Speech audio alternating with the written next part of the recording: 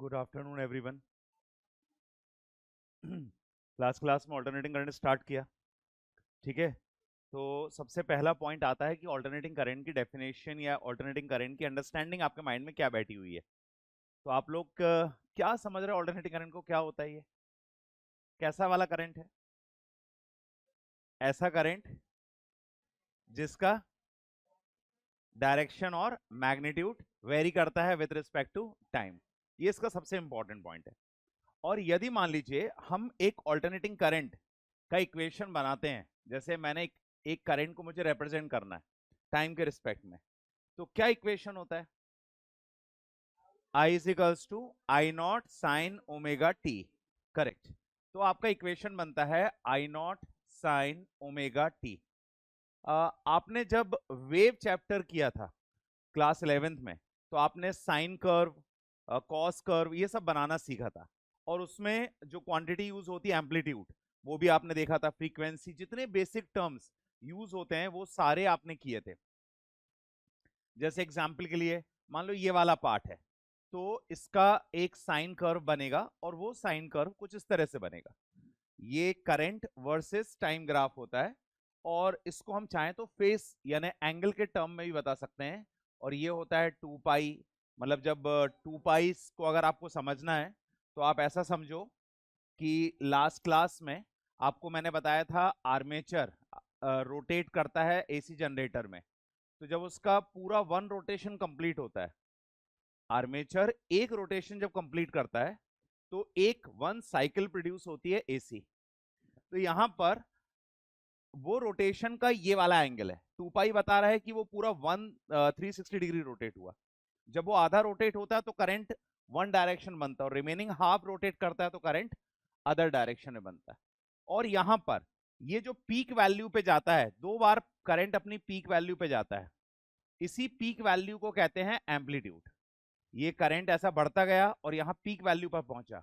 एक बार जब वो हाफ रोटेट होता है, और एक बार जब वो 3 पाई बाय 2 से रोटेट होता है, तब ये 2 बार करंट अपनी पीक वैल्यू पे जाता है। Got it?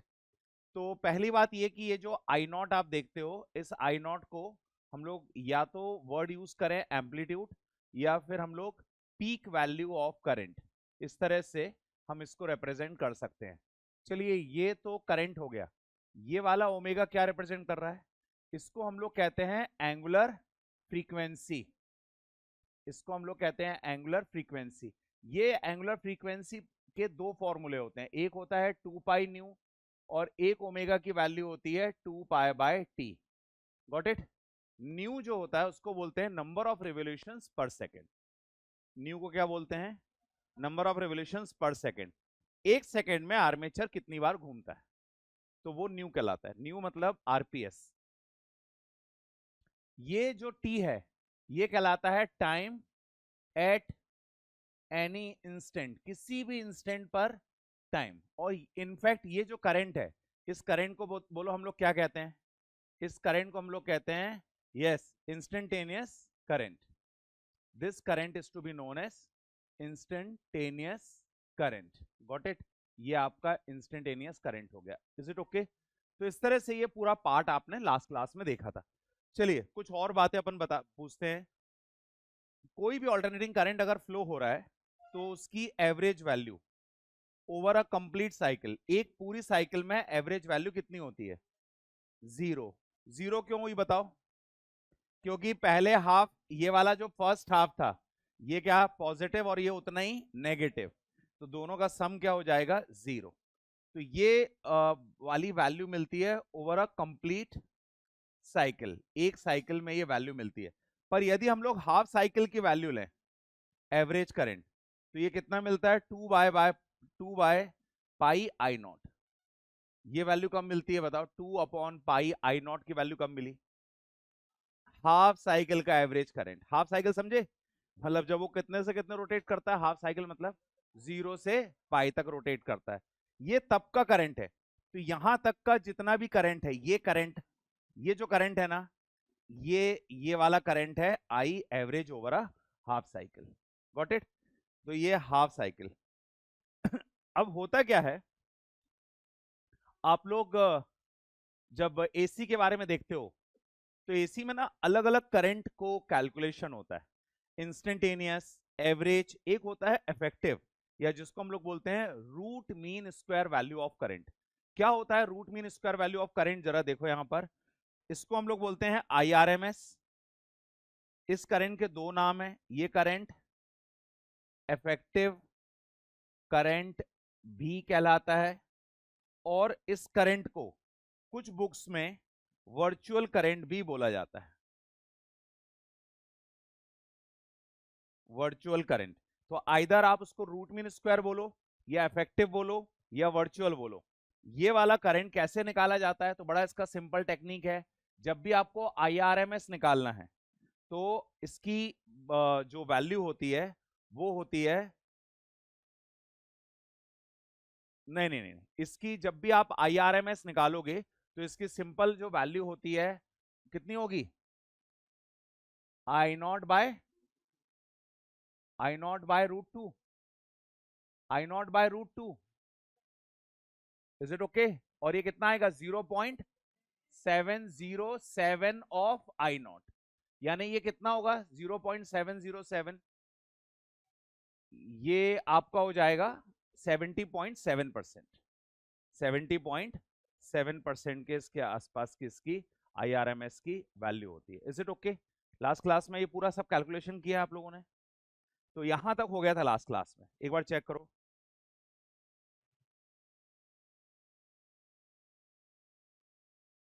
ठीक है, सही चल रहा है, I naught by root to, ठीक है, गुड।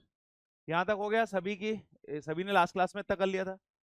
अब यहां से हम लोग क्या कर रहे हैं, इसी पार्ट में नोट करिए, ई आर एम एस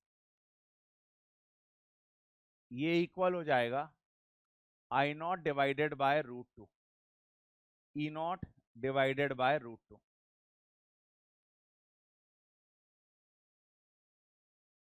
यहां आज यहां से स्टार्ट करोगे नोट करना, E R M S E naught divided by root to.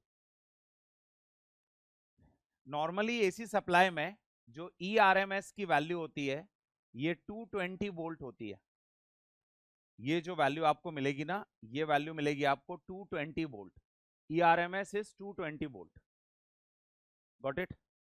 तो ये आपका ई आर एम एस आता है, ये वैल्यू आ गई आपकी 220 वोल्ट के आसपास। अब एक क्वेश्चन यहां पर जो एग्जाम में आता है, नोट करो, AC is more dangerous than DC, AC is more dangerous than DC, why?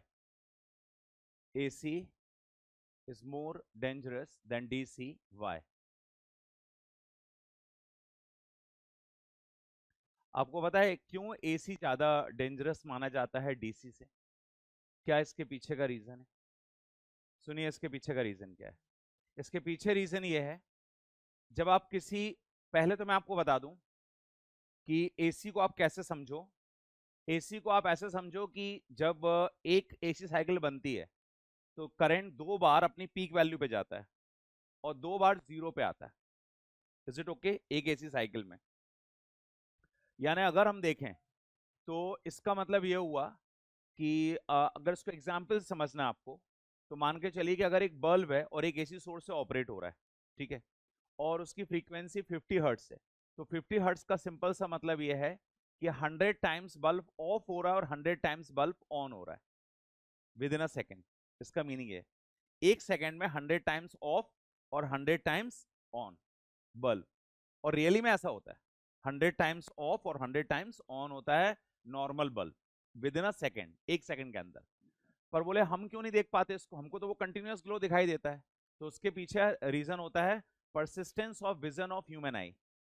हमारी ह्यूमन आई का एक वैल्यू होती है जिसको बोलते हैं परसिस्टेंस ऑफ विजन, और उसकी वैल्यू होती है 1/10 सेकेंड।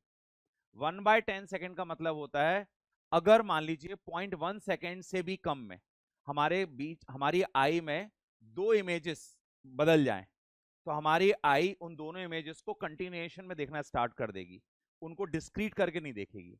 मैं आपको एग्जांपल दे रहा हूं, जैसे मान लीजिए कोई कार्टून कैरेक्टर्स बनाए जाएं, पेपर पर ड्रॉ किए जाएं, और एक कार्टून कैरेक्टर ड्रॉ किया, सपोज उसके हैंड की पोजीशन चेंज हो रही है और वो अलग अलग कैरेक्टर्स अपने ड्रॉ किए और उसकी पोजीशन चेंज होती जा रही लाइक दिस, और उसके बाद वो सारी पिक्चर्स ड्रॉ कर ली, और उसके बाद वो सारी पिक्चर्स ऐसा अगर अपन एक बार में देखेंगे तो वो जो पूरा मूवमेंट देखोगे तो आपको वो मोशन दिखाई देगा, मोशन में दिखाई देगा। तो आप स्टैटिक पिक्चर मान लो आपने कहीं किसी मोमेंट की बहुत सारी क्लिक की हैं, और जब मोबाइल पे बहुत तेजी से स्क्रॉल करोगे तो वो मोमेंट दिखाई देगा, पर it is not a video, it is a static pictures. तो हमारी आई क्या करती है, उनको एज अ कंटिन्यूएशन फॉर्म में देखना स्टार्ट करती है। तो जैसे दूसरा एग्जाम्पल, जैसे ये फैन है, केवल 3 ब्लेड्स हैं, लेकिन जब ये रोटेट करता है तो आप इंडिविजुअली ब्लेड्स को नहीं देख पाते हो।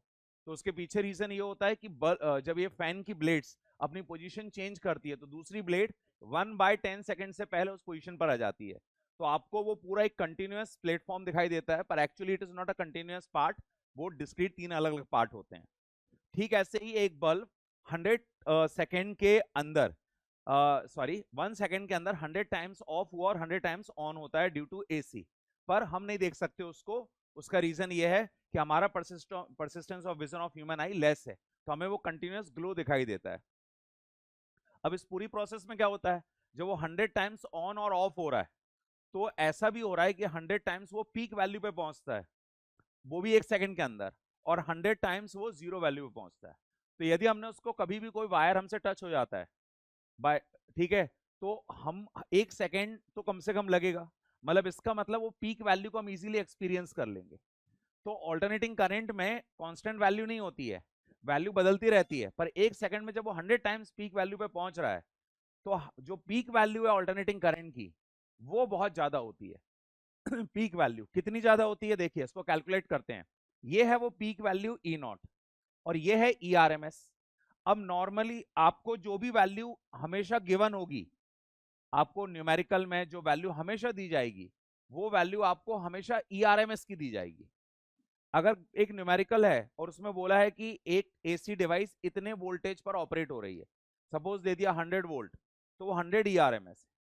जो भी वैल्यू गिवन है that E R M S, हमारे घर में जो सप्लाई आती है वो effective value E R M S 220 को ई आर एम एस बोलते हैं। इंस्टेंटेनियस का अलग इक्वेशन मिलेगा, एवरेज का अलग मिलेगा, पर 90% क्वेश्चन आपके किस पे बेस्ड रहेंगे, ई आर एम एस पर बेस्ड रहेंगे। तो आपको 220 वोल्ट का हमारे घर में सप्लाई होती है, लेकिन जब भी हमने कभी मान लो बाय मिस्टेक अगर हमसे ये वायर टच हो गया तो हमें जो करंट एक्सपीरियंस होगा वो 220 वोल्ट का एक्सपीरियंस नहीं होगा, हमें वो करंट एक्सपीरियंस होगा √2 × 220, विच इज अराउंड 311 वोल्ट का करंट एक्सपीरियंस होगा। बोला कितना जा रहा है, 220, और लग कितने का रहा है, 311। That's why AC is more dangerous than DC, इसीलिए एसी ज्यादा डेंजरस होता है rather than DC. Got it. तो यहां पर, तो अगर मान लो क्वेश्चन एग्जाम में आया कि why AC is more dangerous than DC, अपन क्या आंसर देंगे, हम आंसर देंगे the peak value of AC is given by relation √2 ERMS, which is 311 volt. Is it okay? So it is much greater than effective value. That's why, but in DC, the average value remains constant. But in AC, peak value always be greater than effective value. So that's why AC is more dangerous than DC. Is it okay? तो आप लोग एक काम करो, इतना note करो, मैं आपको स्टेटमेंट नोट करा रहा हूं।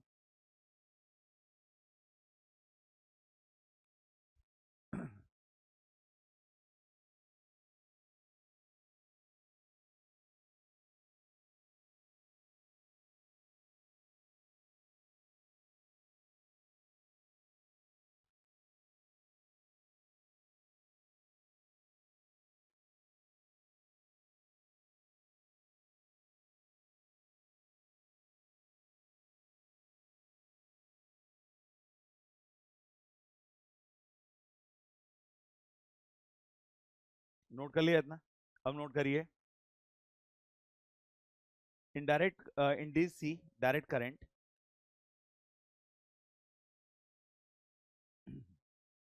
the potential remains constant, but in AC the peak value of voltage is √2 times peak value of voltage is root 2 times of effective voltage. That's why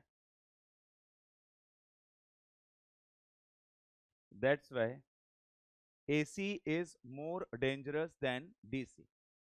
That's why AC is more dangerous than DC. Is That's why AC is more dangerous than DC. Got it? इतना note कर लिया सभी ने? ठीक है। कुछ question बनाना start करते हैं हम लोग यहाँ पर। तो बेसिकली सबसे पहले एक पर्टिकुलर पार्ट आप क्वेश्चन का देख लीजिए, फिर उसके बाद हम लोग नेक्स्ट सेगमेंट पे स्टार्ट करेंगे। यहाँ पर क्वेश्चन का जो भी पार्ट है,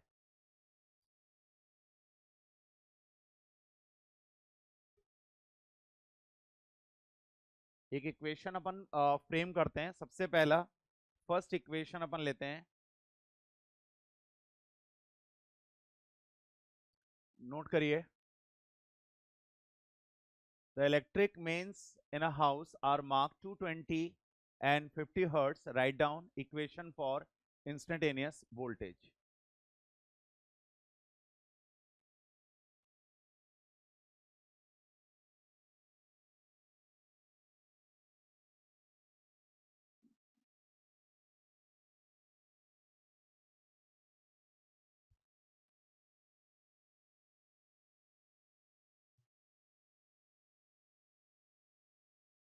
बहुत सिंपल सा क्वेश्चन, आपको सिर्फ एक इक्वेशन ड्रॉ करने को बोला है मैंने। जैसे ही मैंने आपको बोला राइट डाउन इंस्टेंटेनियस वोल्टेज, तो पहली बात तो आपको वोल्टेज दिया है, तो अगर क्योंकि आपको वोल्टेज गिवन है तो आपको करना चाहिए E is equals to E naught sine omega t. सबसे पहले इस तरह से नोट करिए। आपको अलग से फ्रीक्वेंसी गिवन है, आप प्रॉपर नोट करिए E naught sine 2 pi nu T. E naught के बारे में बता दूं, ई नॉट की वैल्यू जो होती है वो √2 ऑफ ERMS होती है। तो आप प्रॉपर नोट करिए इसको, √2 ERMS साइन 2 पाई, ये न्यू आ गया और ये टी। आप ध्यान रखिए इस फॉर्मेट में, आप इस रिलेशन को ध्यान रखिए और बस उसके बाद यहां पर आपको वैल्यू बस पुट करनी है। जैसे एग्जांपल के लिए ये वैल्यू अपने पास गिवन है, तो √2 हो गया 1.41, ERMS हो गया आपका 220 साइन, ये आ जाएगा आपका 2 पाई, फ्रीक्वेंसी हो गई 50 हर्ट्स और ये आ गया टी। फाइनली जब पूरी कंप्लीट वैल्यू करोगे तो ये 1.41 220 311 आ जाएगा, ये वैल्यू साइन आएगी 15 × 200 और पाई की वैल्यू 3.14 विच इज 314 टी, ये आपका आंसर आएगा। तो ये आपका प्रॉपर वे कि कैसे आपको एक इक्वेशन फ्रेम करना है, या इसका उल्टा भी आएगा कभी कि इक्वेशन गिवन होगा और कोई वैल्यू आपको फाइंड आउट करने को दी जाएगी।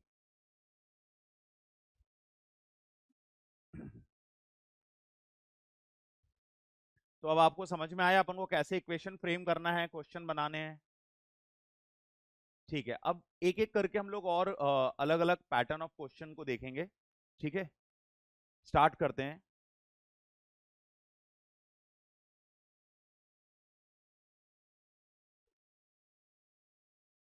पहले ये बताओ, ये नोटेड ना? कंफर्म? मैं टाइम दूंगा बिल्कुल नोट करने का, लेकिन जब मैं एक्सप्लेन कर रहा हूं तो आपको कंसंट्रेट करना है बोर्ड पर और चीजों को अच्छे समझनी है। चलिए नेक्स्ट पॉइंट पर आते हैं। The peak value of alternating voltage applied to a 50 ohm resistance is 10 volt. Find the RMS current, and if voltage frequency is 100 hertz, write equation for the instantaneous current. Note कर लीजिए question और फिर question note करके अपन बनाते हैं question. ठीक है,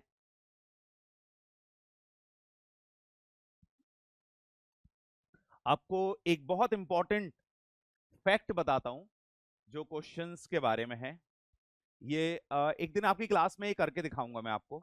अभी it will take a time, किसी दिन थोड़ा सा जब अपना ये पहला फर्स्ट बुक कंप्लीट हो जाए देन मैं आपको एक छोटा सा एक एक्सपेरिमेंट करके दिखाऊंगा। मैं आपको 5 क्वेश्चंस दूंगा, ठीक है, आपके बैच में, और बस कुछ एक फॉर्मूला और वैल्यू बेस दूंगा और आपको बोलूंगा आप सॉल्व करो। ठीक है, और फिर सेम एक और पैटर्न ऑफ 5 क्वेश्चंस को मैं इस तरह से दूंगा जिसमें आपको पूरा कॉम्प्रिहेंशन है। अब आप बोलोगे सर पहले भी आप 5 क्वेश्चन दे रहे तो उसमें क्या डिफरेंस रहेगा? उसमें डिफरेंस ये रहेगा, मैं आपको बस सिंपल सिंपल वैल्यू बताऊंगा और क्या निकालना है ये बोलूंगा। और दूसरा फॉर्मेट रहेगा जिसमें proper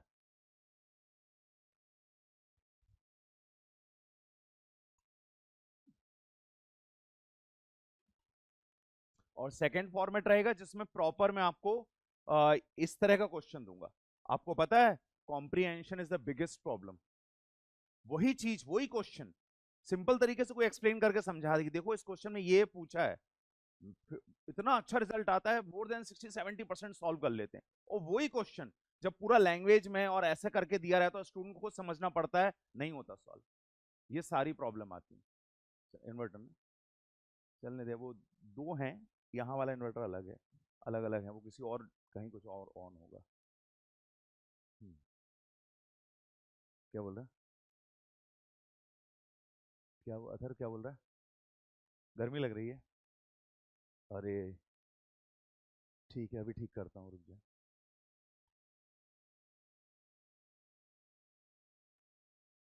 peak value of alternating voltage applied to a 50 volt resistance is 10 volt. चलिए एक एक करके सॉल्व करते हैं। सबसे पहला हम लोग यहाँ पर पीक वोल्टेज जिसको हम लोग लेते हैं ई नॉट, ये वैल्यू गिवन हो गई आपकी 10 वोल्ट। रेजिस्टेंस गिवन है और ये है 50 ओम। फाइंड द आरएमएस करंट, तो ये वैल्यू आपकी आ रही है IRMS, ये आपको फाइंड आउट करना है। If the voltage frequency new जो है वो 100 हर्ट्स आपको आ रहा है और इसमें करंट के लिए भी आपको इक्वेशन कैलकुलेट करना है। तो यहां पर सबसे पहले मैं आपको बता दूं कि अगर मान लीजिए मुझे बोला गया कि आप आई नॉट कैलकुलेट करो, तो मैं आई नॉट इस तरह से कैलकुलेट करूंगा, ई नॉट डिवाइडेड बाय आर। इसमें किसी को डाउट तो नहीं? ये वाले फॉर्मूले में डाउट तो नहीं? अब ई नॉट कितना है बोलिए? 10। आर कितना है? 50। 1/5 एम्पियर, ये आ गया peak value of current. Is it okay? Clear for all? अब इसके बाद नेक्स्ट हमको बनाना है इक्वेशन। इक्वेशन हम ऐसे बनाएंगे, I is equals to I naught sine 2 pi nu t. तो ये बनेगा I equals to I naught की जगह आ जाएगा 1/5, यहां पर आएगा साइन 2 पाई, न्यू आ जाएगा 50 और ये आएगा टी। तो ये आपका इक्वेशन बन गया 1/5 साइन 100, ये आ जाएगा 314T। ये आंसर आ गया। तो और कुछ बोला निकालने के लिए? ये तो है इंस्टेंटेनियस करंट। हाँ, अच्छा न्यू 100 दिया है, नो प्रॉब्लम। ये आपको वैल्यू आ जाएगी, इज इट ओके? अब ये हो जाएगा आपका 628T कर दोगे इसको, ये इक्वेशन। Got it?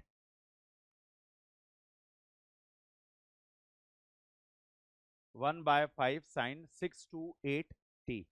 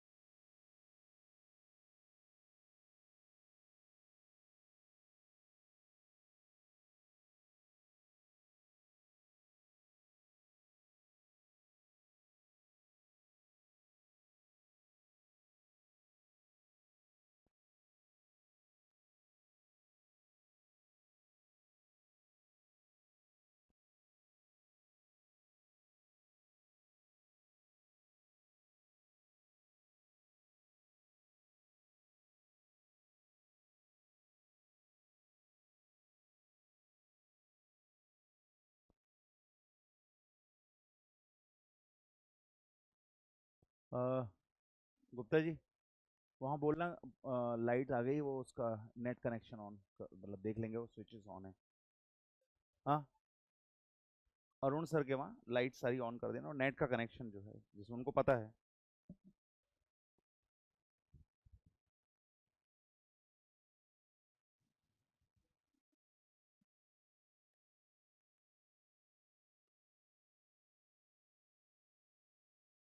नोटेड ना previous question? Okay, next question करिए।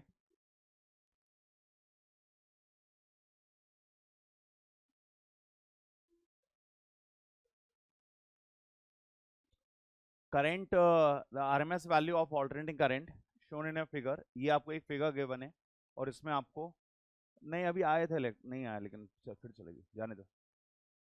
यहाँ आपको क्या कैलकुलेट करना है इस क्वेश्चन में? RMS value. एक कॉन्सेप्ट पॉइंट नोट करो।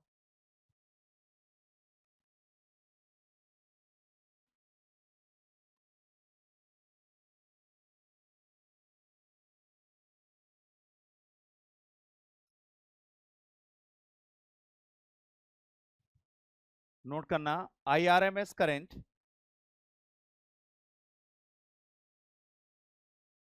is also given as I1 square, I2 square, I3 square up to IN square divided by n। ये जो वैल्यू आप देख रहे हो ना, this value is to be known as IRMS current. कौन सी वैल्यू बोलते हैं इसको? IRMS value of current. ध्यान रखना इस चीज को, ये वाला फॉर्मूला याद रखना। I1 square plus I2 square root mean square value किसी भी चीज की। जैसे आपको वेलोसिटी का निकालना है, रूट मीन स्क्वायर वेलोसिटी, तो V1 square plus V2 square plus V3 square up to Vn square divided by n। तो क्या किसी भी वैल्यू का अगर रूट मीन स्क्वायर निकालना हो तो उसका स्क्वायर का मीन और उसका उसका रूट ऐसे निकाला जाता है। अब ये वाला फॉर्मूला आपको क्लियर हो गया। तो जब आपने ये वाला फॉर्मूला देखा, तो इस क्वेश्चन के लिए आपको आपका जो आईआरएमएस का फॉर्मूला बनेगा वो देखिए आप। इस क्वेश्चन का आईआरएमएस का फॉर्मूला बनेगा, एक वैल्यू है ये, इसको मैं वैल्यू देता हूं I1। दूसरी वैल्यू ये, इस वैल्यू को मैं देता हूं I2। और तीसरी वैल्यू ये, इसको मैं देता हूं I3। टोटल कितनी वैल्यूज हो गई? 3।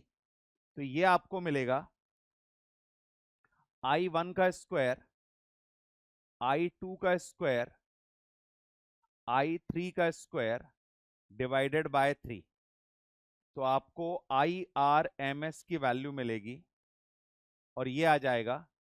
अब यहां पर आप देखिए, सबसे पहले ध्यान देना, I1 जो है वो एक्चुअली में 2 एम्पियर है, I2 जो है वो -2 एम्पियर है, और I3 जो है वो वापस +2 एम्पियर है। बोलिए हाँ या ना। ये दो वैल्यू प्लस है, I1 और I3, और I2 कैसी वैल्यू है? नेगेटिव। अब इस फॉर्मूले में हम वैल्यू रखेंगे, तो ये आ जाएगा 2 स्क्वायर, दूसरा आएगा -2 स्क्वायर, फिर आएगा 2 स्क्वायर डिवाइडेड बाय 3।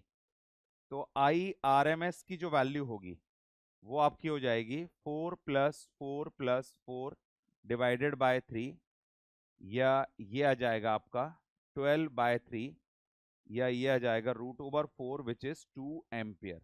तो answer of this question is 2 ampere.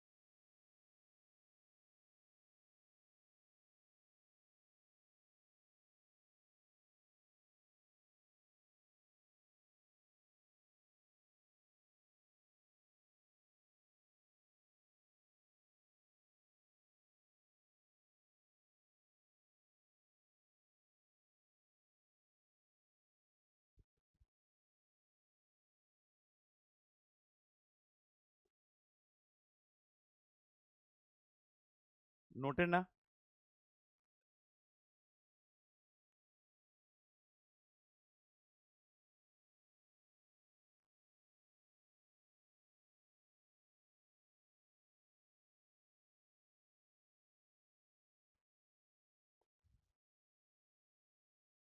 Next question करिए। नेक्स्ट क्वेश्चन है an alternating current is given by equation I is equals to I1 sin omega t। अभी इस क्वेश्चन को छोड़ दो आप लोग, ये जेई बेस क्वेश्चन है, इसका रिलेशन डायरेक्ट बनता है root over I1 square plus I2 square divided by 2। पर ये फॉर्मूला कहाँ से आया, क्या आया, और ये कंप्लीटली जेई फोकस्ड है, डोंट वरी। ये कहलाते हैं, इस तरह के इक्वेशन को हम लोग बोलते हैं कॉम्प्लेक्स इक्वेशन, और ये कॉम्प्लेक्स इक्वेशन वाला पार्ट मैं अलग से बताऊंगा आप लोगों को, ठीक है। तो ये पूरा, और ये इनफैक्ट ये जेई 2021 का क्वेश्चन ही है, और इसका आंसर है root over I1 plus I2 divided by 2। Is it okay? या 1 बाय रूट 2, इसमें I1 प्लस I2, ये पार्ट है। नोट करिए इसको। इफ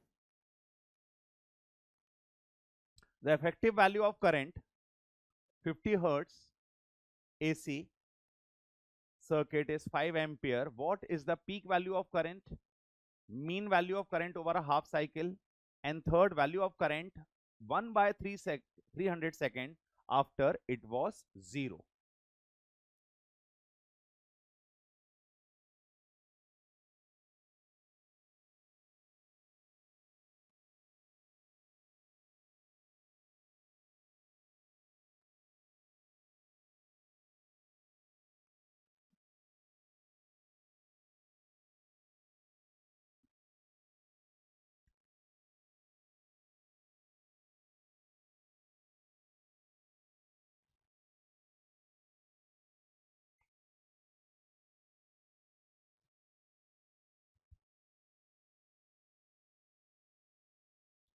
नोट किया?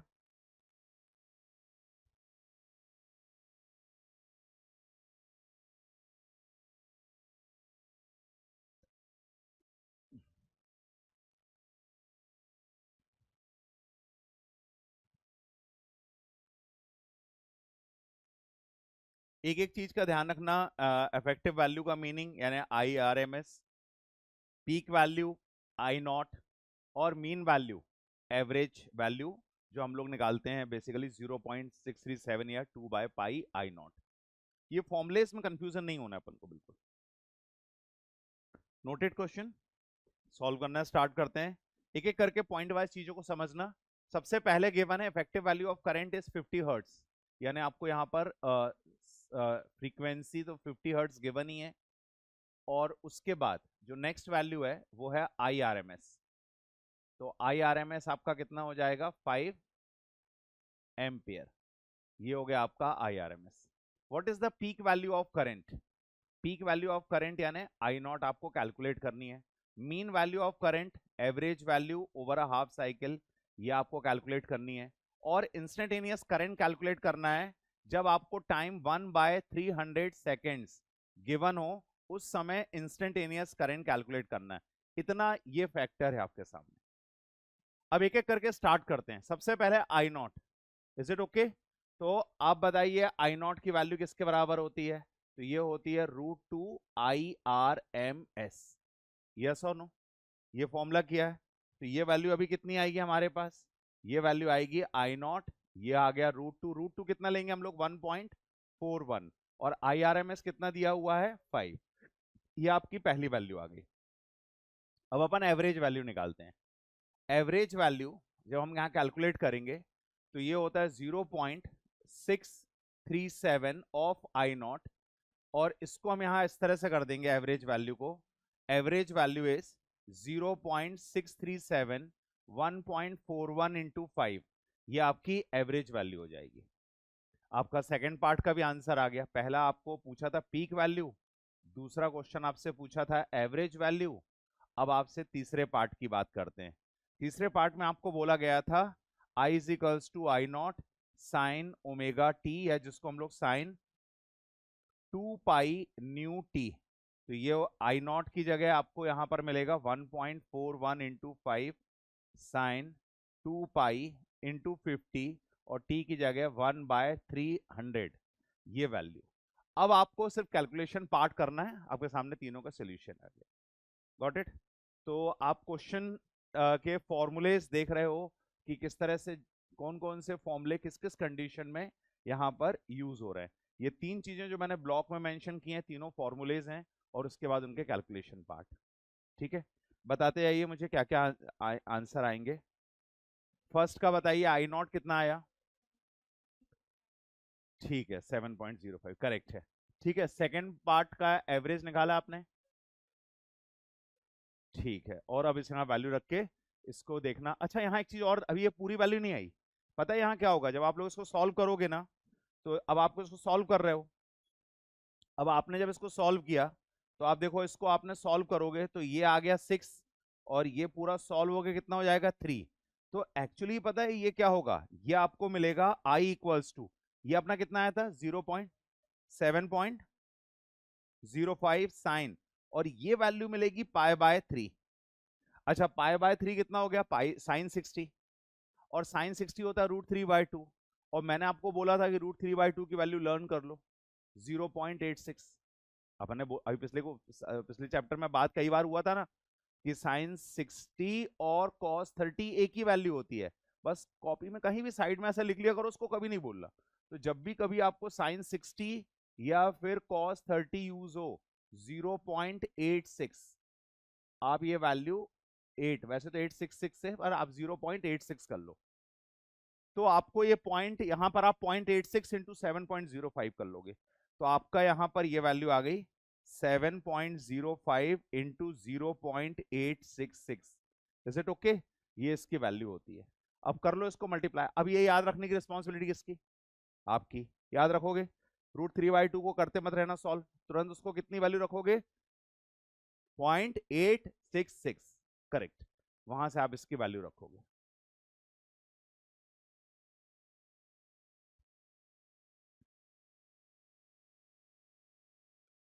6.06।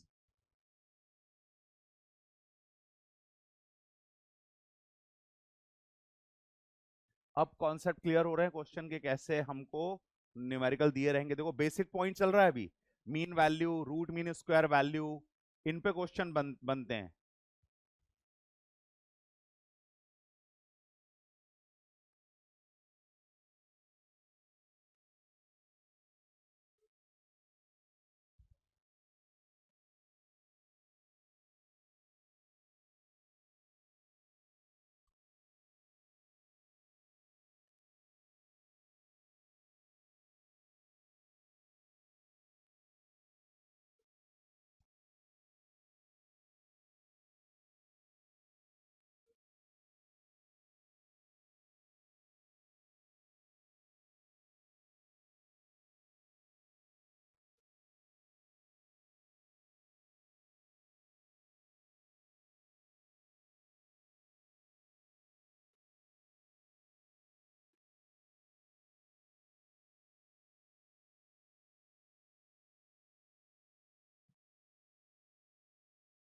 आ गए सारे आंसर्स? चलिए ये वाला क्वेश्चन देखिए। The instantaneous value of an alternating voltage in volts is given by expression E equals to 140 sin 300t, where t in second. What is the peak value of voltage, RMS value and frequency of the supply? Calculate करो जरा आप लोग direct.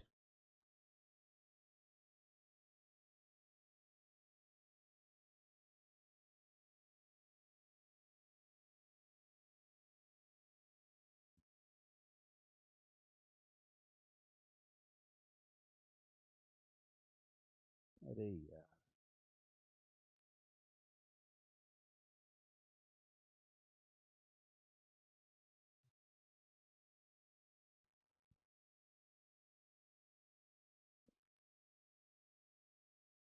बताइए क्या होगा। Proper पहले equation करो यहाँ पर। E इक्वल्स टू 140 साइन, और ये वैल्यू आ रही है आपकी 300t। Is it okay? अब आपको क्या पीक वैल्यू ऑफ वोल्टेज निकालना है। आपने स्टैंडर्ड रिलेशन से कंपेयर बना लो। आपने करा E is equals to E naught sine 2 pi nu t, ऐसा करके आपने एक रिलेशन बनाया। अब आपके सामने मालूम है कि ई नॉट कितना हो जाएगा 140, तो पहली वैल्यू आपको यहां पर आपने मेंशन कर दी ई नॉट की, और ये लिया आपने ई नॉट 140 वोल्ट, और E R M S equals to E naught divided by √2, और ये आ जाएगा 140 डिवाइडेड बाय 1.41। बोलो हाँ या ना, ये वैल्यू आ रही है या नहीं आ रही है। फिर इसके बाद सेकंड वैल्यू उन्होंने पूछी है पीक वैल्यू ऑफ वोल्टेज, तो फर्स्ट हो गया, सेकंड आईआरएमएस वोल्टेज हो गया, ये भी हो गया। फ्रीक्वेंसी, फ्रीक्वेंसी में क्या करना है, 2 पाई न्यू की वैल्यू किसके इक्वल होगी 300। ये देखो यहां से दोनों कंपेयर करो, तो 2 पाई न्यू 300 होगा, तो न्यू कितना हो जाएगा 300 divided by 2 pi. Got it, यहां पर ये वैल्यू आ गई। आ रहा है समझ में।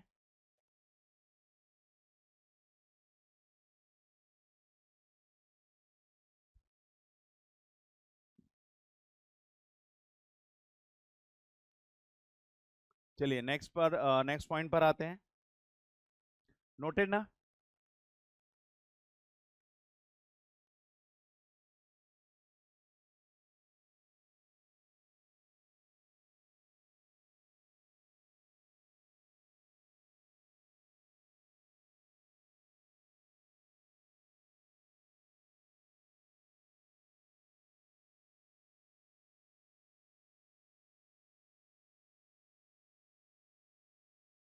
डन।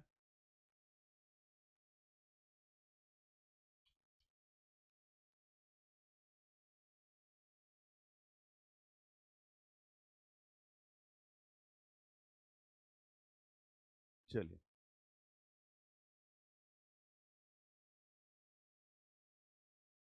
डन। ओके, चलिए स्टार्ट करते हैं। अब नोट करेंगे इसके बाद आप लोग एक इंपॉर्टेंट डेफिनेशन यहां से बता रहा हूं मैं, जो अगर मैं बोलूं कि ये इस चैप्टर की सबसे इंपॉर्टेंट डेफिनेशन है और ये कोर पॉइंट इस पूरे चैप्टर का है। छोटी सी डेफिनेशन पर अगर ये डेफिनेशन क्लियर नहीं हुई ना, तो समझ जाओ ये चैप्टर अपन को बहुत प्रॉब्लम करेगा।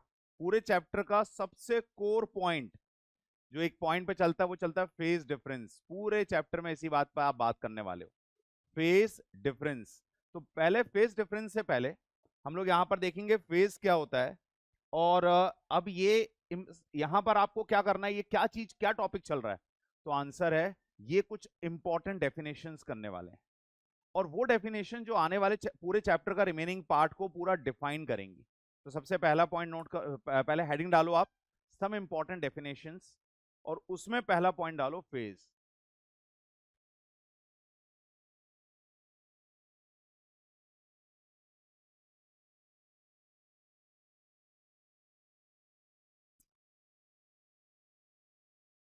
चलिए फर्स्ट हम लोग देखते हैं आखिर फेज होता क्या है। इसको जरा ध्यान से समझना अच्छे से, बड़ा इंपॉर्टेंट पार्ट है ये, ठीक है। पूरे चैप्टर में हर चैप्टर का जैसे कुछ खास बात होती है ना, गॉस थ्योरम में जैसे आपने फ्लक्स किया था, केवीएल रूल्स बड़े इंपॉर्टेंट थे अगर आपको समझना हो, वैसे यहाँ पर बड़ा इंपॉर्टेंट रोल है पूरा फेज का। मैग्नेटिक एपेक्स ऑफ करंट में सारा रोल डायरेक्शन का डिपेंड करता रहा, वैसे ये फेज डिफरेंस बड़ा इंपॉर्टेंट रोल प्ले करना जा रहा है। तो चलिए यहाँ पर सबसे पहला पॉइंट डेफिनेशन से स्टार्ट करते हैं। It is a physical quantity, it is a physical quantity which determines, it is a physical quantity which determines position and direction, position and direction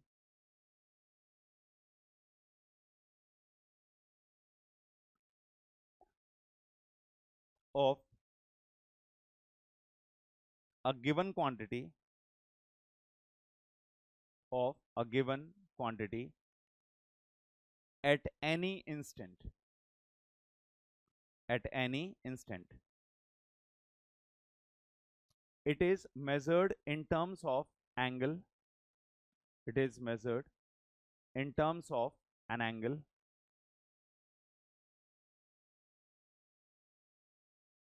it is denoted by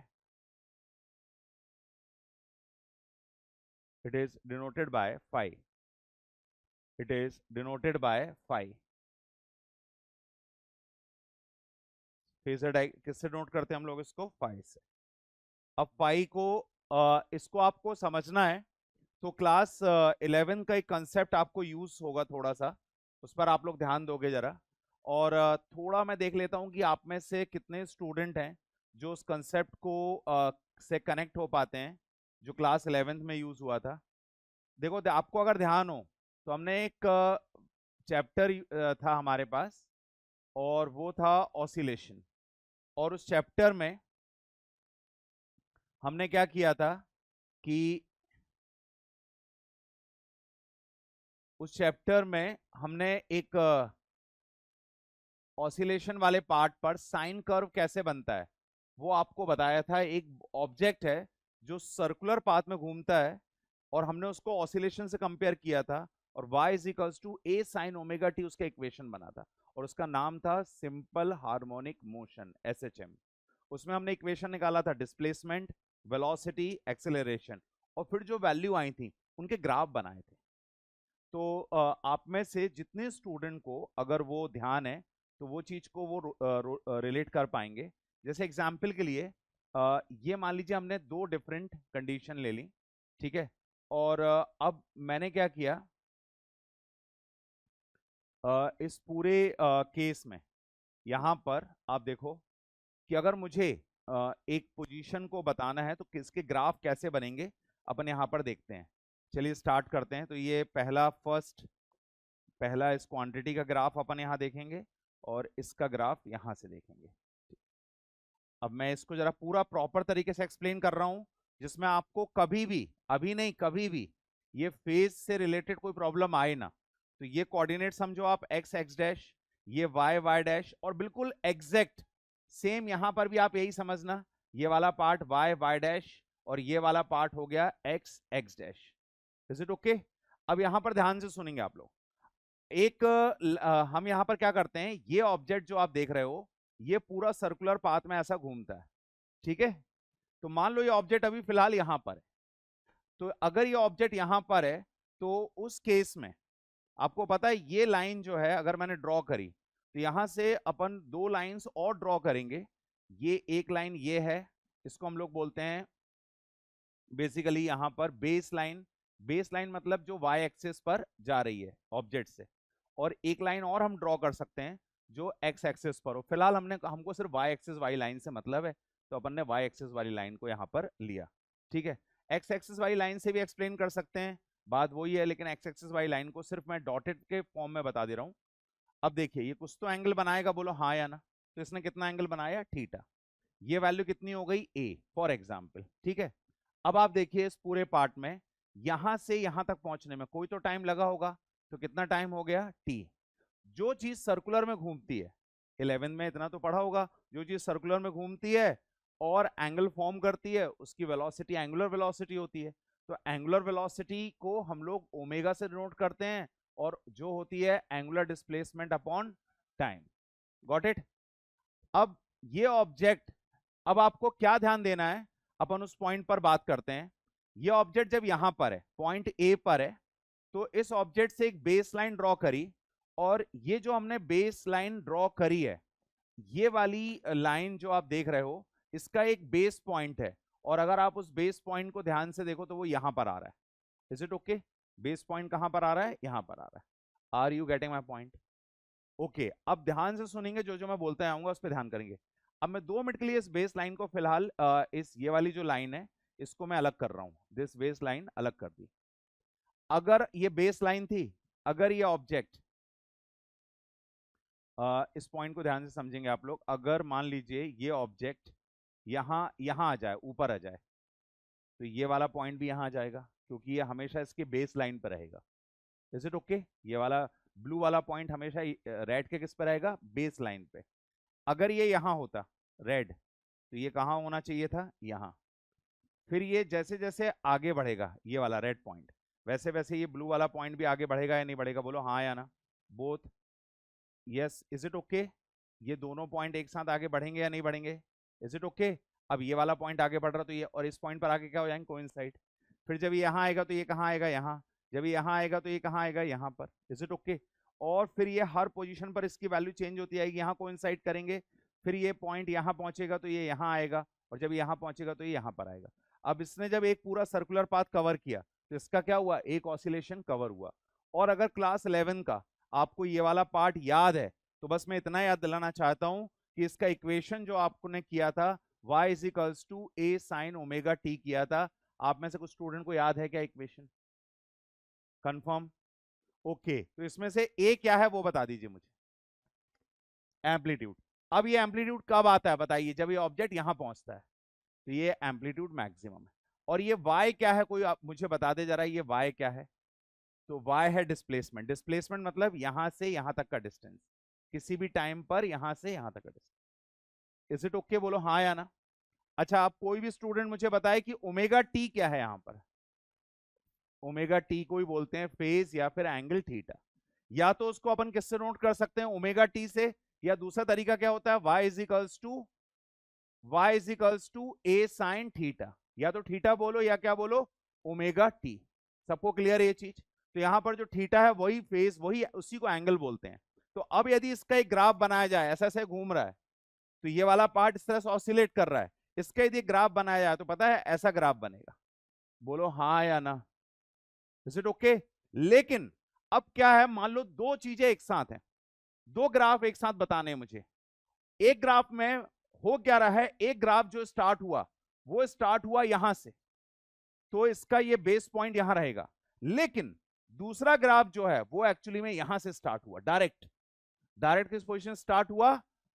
plus y यहां से इतना, already इसके पास ये वाली value क्या है? Plus π/2 के plus से स्टार्ट हुआ। Is it okay? तो जब ये यहां से यहां जाएगा तब तक ये कहां? यहां से यहां आ चुका होगा। हाँ या ना? दोनों ने एक साथ मूव करना स्टार्ट किया। इसने यहां से मूव करना स्टार्ट किया, इसने यहां से मूव करना स्टार्ट किया। टाइम स्टार्ट्स, टाइम अभी 0 है। नाउ टाइम स्टार्ट्स, जैसे टाइम स्टार्ट हुआ ये यहां पहुंचेगा तो ये कहां पहुंच जाएगा? यहां। ये यहां पहुंचेगा तो ये कहां पहुंच जाएगा? यहां। और ये यहां पहुंचेगा तो ये वापस यहां, ये यहां पहुंच गया। और अगर ये यहां वापस पहुंचेगा अपनी पोजीशन पर तो ये कहां पहुंचेगा? यहां पर। ये फाइनल पोजीशन यहां। यस और नो? हर बार कितने एंगल से ये आगे है? यही, इसी को बोलते हैं फेज डिफरेंस। इसी को क्या बोलते हैं? Phase difference. अगर मैं आपसे बोलूं, अगर मैं आपसे बोलूं कि दो चीज स्ट्रेट लाइन में जा रही हैं, दो चीज स्ट्रेट लाइन में जा रही हैं, अब मान लो वो दो क्या हैं? तो एग्जाम्पल के लिए दो ऑब्जेक्ट हैं। फॉर एग्जाम्पल एक ऑब्जेक्ट ये है और दूसरा ऑब्जेक्ट ये है। दो ऑब्जेक्ट स्ट्रेट लाइन में दौड़ रहे हैं। Is it okay? उन दोनों के बीच का डिस्टेंस का डिफरेंस x है। दोनों कांस्टेंट वेलोसिटी से दौड़ रहे हैं, तो दोनों के बीच का डिफरेंस कांस्टेंट कितना बना रहेगा? इसको बोलते हैं पोजीशन डिफरेंस। कितना रहेगा? x। Is it okay? तो जब लीनियर होती है कोई चीज तो आप उसको डिफरेंस को बताओगे पोजीशन का डिफरेंस, पर जब कोई चीज घूमती है, रोटेशन में होती है, तो आप बताओगे एंगल का डिफरेंस। दो अलग अलग चीजें अलग अलग एंगल से घूम रही हैं। Is it okay? तो एग्जाम्पल के लिए मान लो ये चीज यहां है पर ये यहां है। बताओ, ये 90 डिग्री आगे है, ये 90 पीछे है।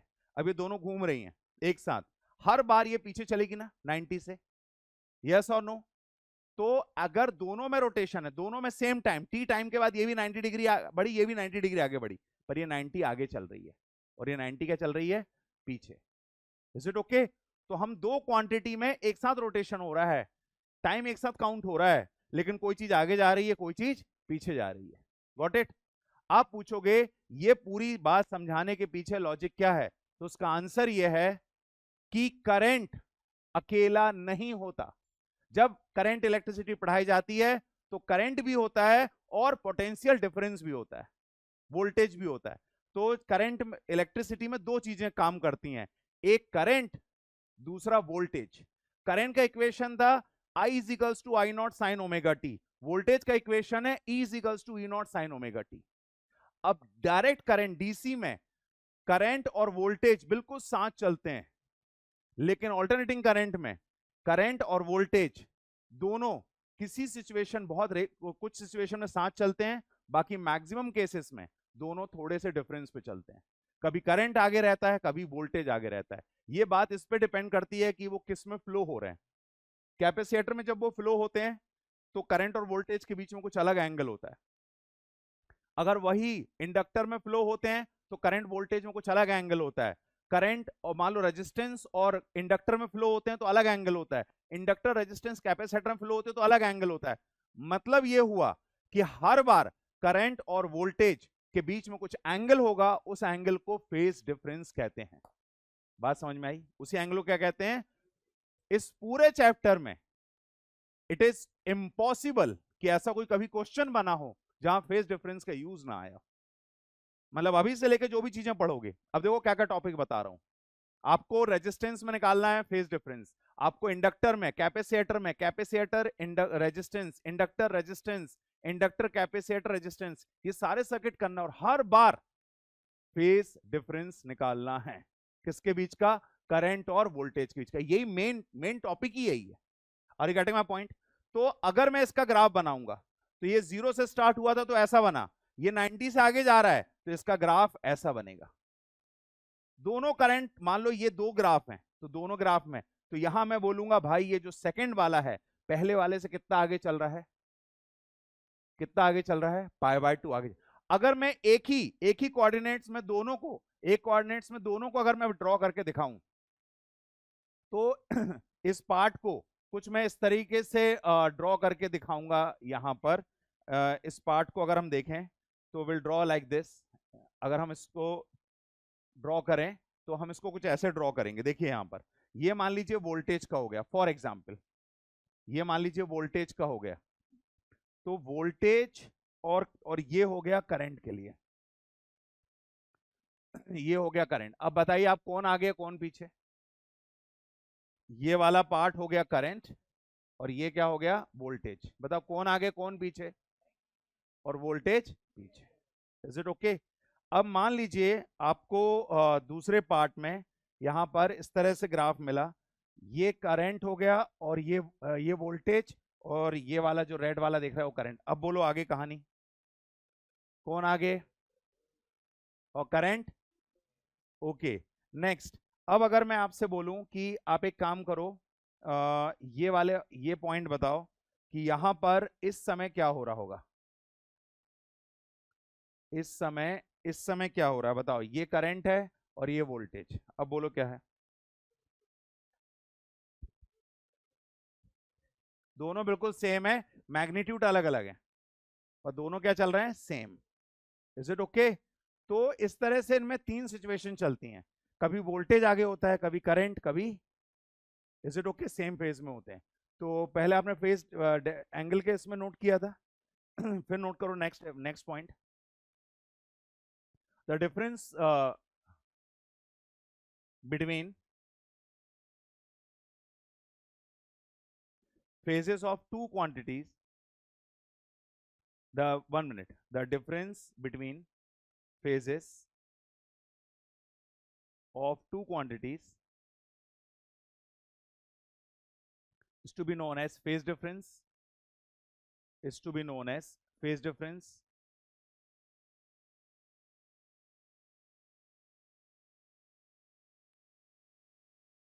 If quantity, पहला first point करना, if quantities are in same phase, if quantities are in same phase, then phase difference will be zero. Phase difference will be zero.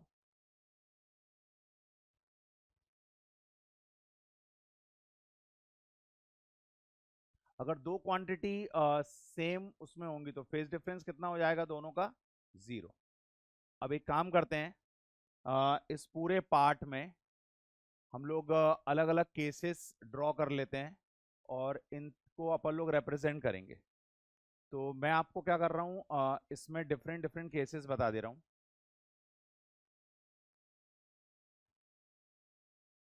चलिए ये 4 पार्ट में हम लोग चीज़ों को समझने की कोशिश करते हैं एक एक करके। ये let this one is A, B, C, और ये आ गया डी। तो एक एक करके पहला फर्स्ट करेंगे हम लोग, सेम फेस या फेस डिफरेंस जीरो। ये पहला केस है जब फेस डिफरेंस जीरो को हम लोग रिप्रेजेंट कर रहे हैं। तो फेस डिफरेंस जीरो को देखिए हम लोग कैसे रिप्रेजेंट करेंगे यहाँ पर। ये सपोज वोल्टेज कर्व है, this one is voltage curve and this one is current curve. एक हो गया वोल्टेज कर्व और एक हो गया करंट कर्व। तो ये सेम फेस कहलाता है। फर्स्ट सेकंड लेते हैं हम लोग यहाँ पर। अच्छा, यहाँ एक चीज मैं सारे स्टूडेंट्स को क्लियर कर दूं कि जो वोल्टेज कर्व है वो स्टैंडर्ड लिया जाता है, करंट कर्व में ही हम चेंज को बताते हैं। वोल्टेज कर्व हमने सब में सेम लिया। अब हम सेकंड केस में करंट को बता रहे हैं। अब थर्ड केस में, अब फोर्थ केस में,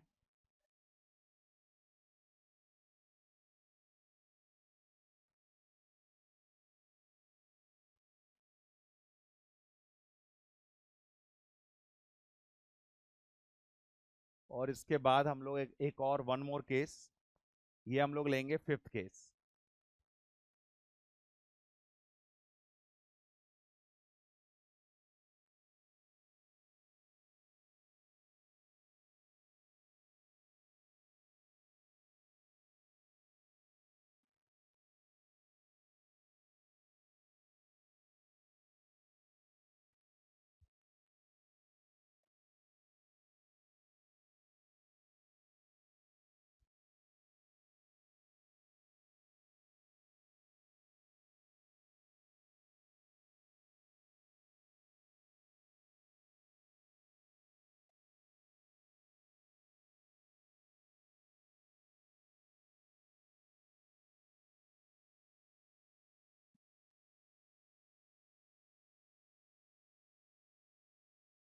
चलिए, ये टोटल इतने ही केसेस आपको पढ़ने हैं।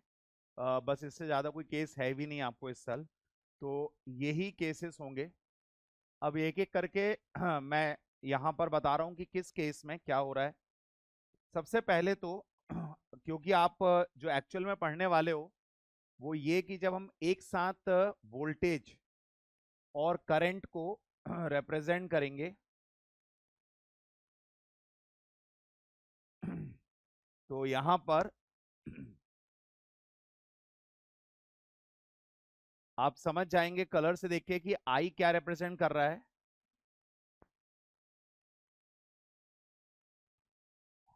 और ये वाला पार्ट टी है।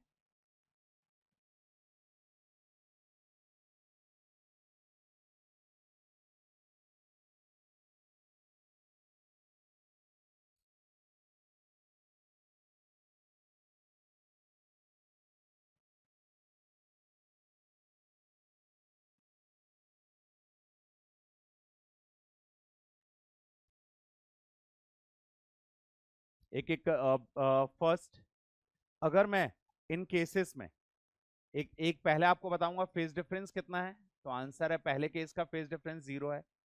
इक्वेशन क्या बनेगा, तो यहां पर इक्वेशन बनेगा सबसे पहला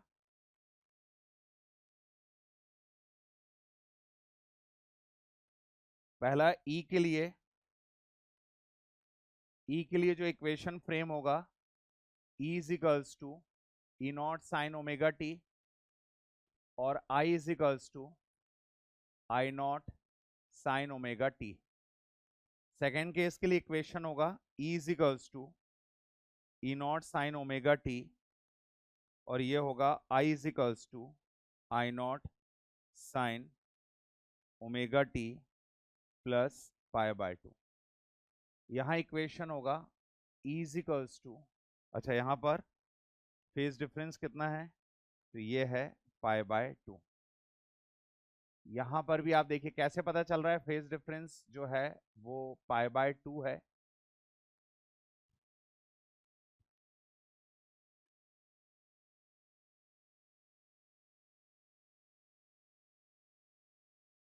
यहाँ भी phase difference pi by two है, और इसके इक्वेशन है E is equals to E naught sine omega T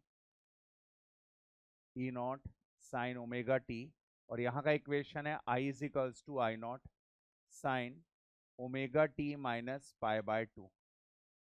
ये इक्वेशन है E is equals to E naught sine omega T और I is equals to I naught sine omega T plus पाई। यहाँ पर phase difference plus pi है।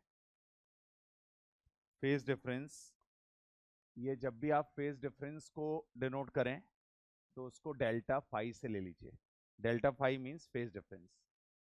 यहाँ पर phase difference minus phi है। ई की वैल्यू आ गई E naught sine omega T और आई की वैल्यू हो जाएगी I naught sine omega T minus phi. ये इक्वेशंस हैं। तो ये जो इक्वेशंस आप देख रहे हो, इन इक्वेशन के बेसिस पर आप आइडिया लगा पाओगे। सबसे पहले देखो, आप जो वोल्टेज का कर्व है उसमें कोई चेंज नहीं दिखेगा। स्टैंडर्ड कर्व लिया मैंने सारे केसेस में, तो इसलिए आप वोल्टेज के इक्वेशन में भी कोई चेंज नहीं देखोगे। उसमें आपको एक ही पैटर्न मिलेगा, E naught sine omega T. Change आपको किस में मिलेगा? चेंज आपको मिलेगा, आप देखो यहां पर ध्यान से, तो आपको करंट में। पहले केस में तो करंट बिल्कुल सेम चल रहा है, जीरो से दोनों स्टार्ट हुए, एक साथ पीक वैल्यू पे जा रहे हैं, एक साथ जीरो पे आ रहे हैं, तो आई नॉट साइन ओमेगा टी। दूसरे केस में देखो, हर बार वो पाई बाय टू के वैल्यू पे डिफरेंस पे चेंज हो रहा है। जब वोल्टेज जीरो तो करंट मैक्सिमम, जब करंट वोल्टेज मैक्सिमम तब करंट जीरो, तो करंट पाई बाय टू से लीड कर रहा है। तो ये वाले केसेस पे यहां पर ये इक्वेशन बना phase difference pi by two, यहाँ फेज डिफरेंस प्लस फाइव और यहाँ phase difference minus five. These are the cases.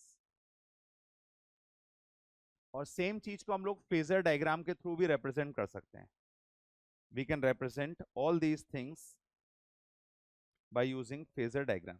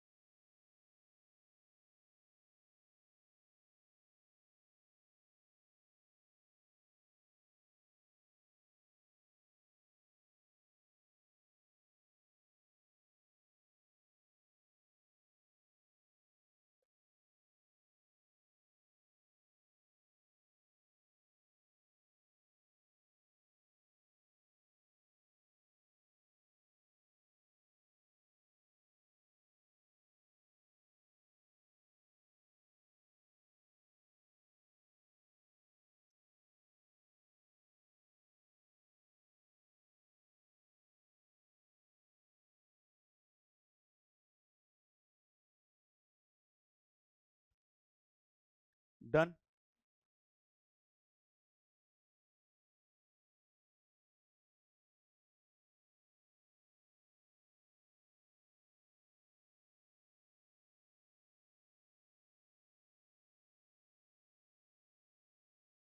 हो गया यहाँ तक?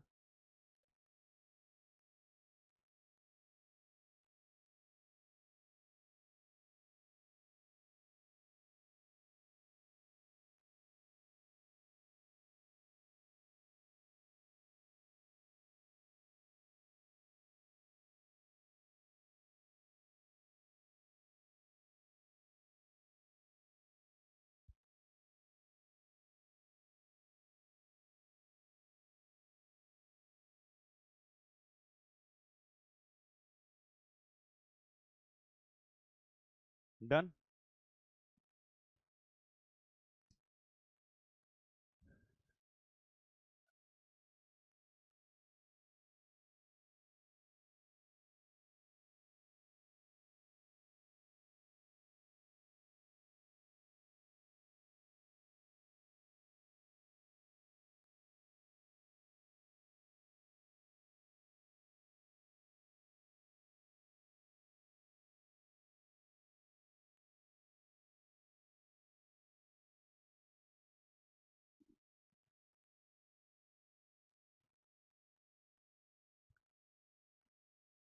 आपको ये फेजर डायग्राम में एक्चुअली अगर आप देखोगे ना, जितने डायग्राम अभी मैंने ड्रॉ किए हैं, ये सब सारे आपको अभी ड्रॉ करने पड़ेंगे, अलग अलग केसेस में बनेंगे हमारी सिचुएशन में।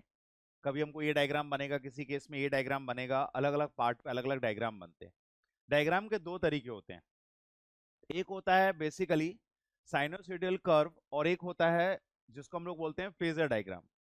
फेजर डायग्राम में हम क्या करते हैं कि वोल्टेज और करंट दोनों को एक ही पैटर्न पे रिप्रेजेंट करते हैं। तो पहले अगर आपने ये कर लिया हो तो मैं आपको फेजर डायग्राम बताने वाला हूं। Done this point. चलिए अब हम लोग बनाते हैं फेजर डायग्राम।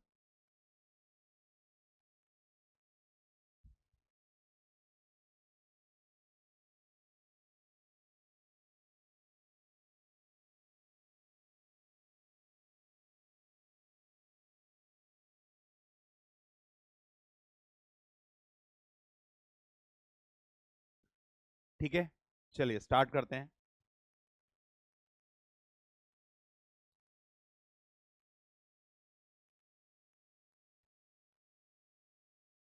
यहां पर हम लोग एक फेजर डायग्राम ले रहे हैं। फेजर डायग्राम क्या होता है बेसिकली, आप लोग एक ही बेसिकली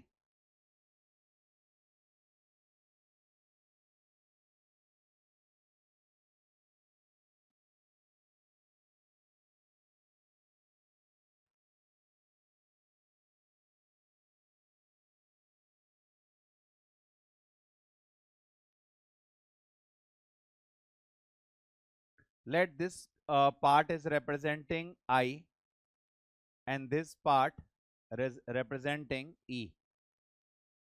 अब देखिए यहां पर phasor diagram basically is representation of current end voltage in terms of rotational vector when they are having an angle between them।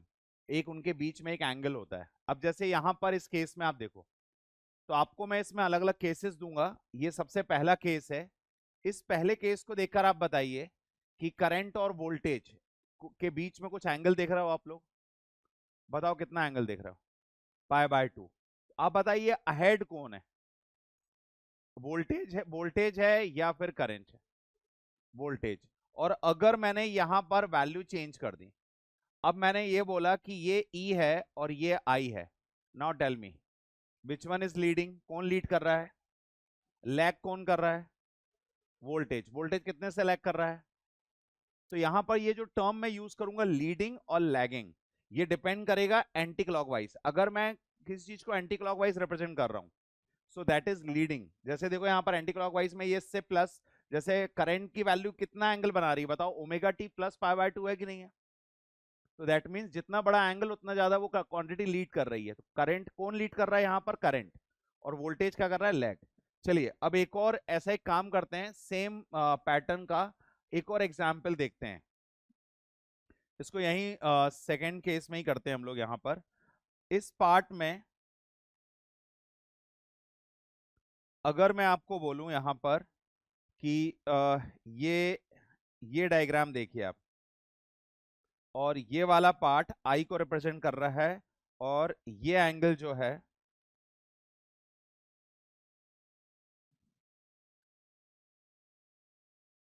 ये हो गया ओमेगा ओमेगा टी, और ये हो गया π/2। अब बोलिए कौन लीड कर रहा है, कौन लैग कर रहा है? नहीं, कौन लीड कर रहा है? वोल्टेज। करंट क्या कर रहा है? लैग। इसके अबव जाना है, इसके अबव देखना है। इसके अबव पॉजिटिव, इसके बिलो नेगेटिव। ठीक है, तो दोनों के बीच में। So this kind of diagrams are phasor diagrams. दो फेजर डायग्राम के बस कर लो, बाकी तो सब साथ में नोट करा दूंगा। सिर्फ ये दो एग्जाम्पल नोट कर लो फेजर डायग्राम्स के।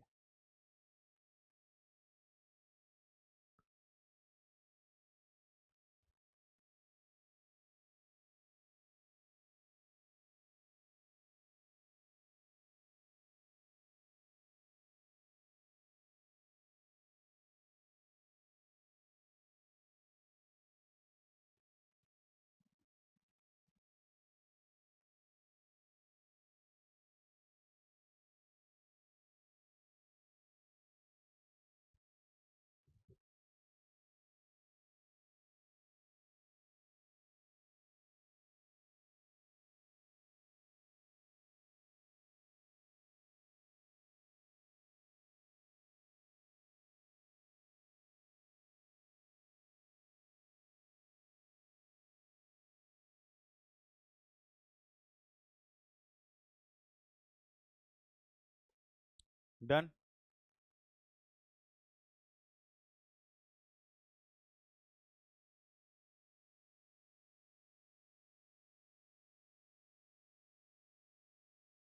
अब इसके बाद करोगे आप लोग,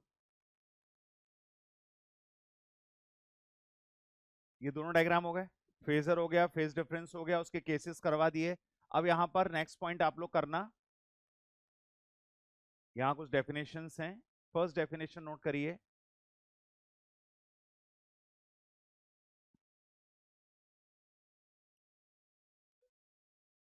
नहीं नहीं नहीं, ये हो गया फेजर डायग्राम, कोई डेफिनेशन नोट नहीं करना, ये तो पैटर्न है, अपने आप समझ में आ जाएगा।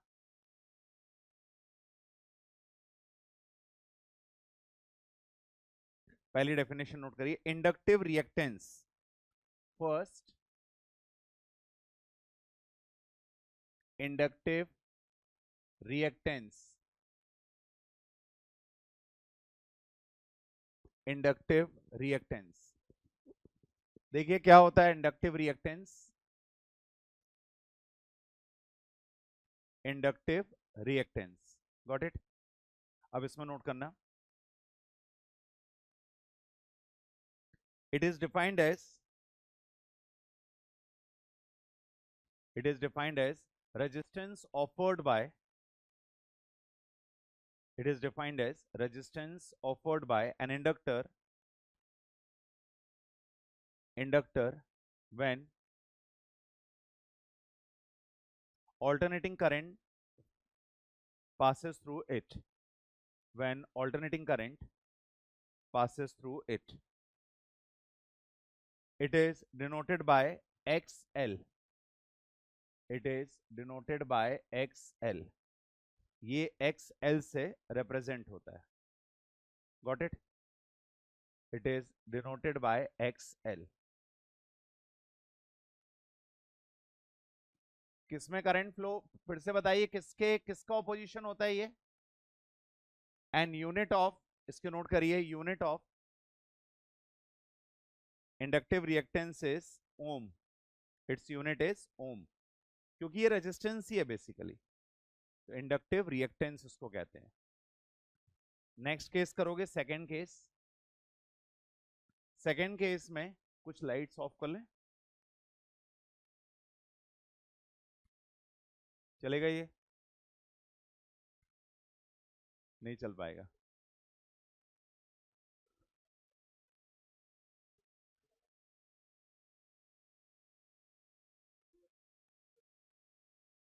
रिकॉर्ड हो रही है, उन बच्चों को रिकॉर्डिंग नहीं मिली, सारे बच्चे हो गए, उनको अभी रिकॉर्डिंग भेजनी पड़ेगी ऑनलाइन वाले, इतने सारे स्टूडेंट्स ऑनलाइन में बैठे थे आज,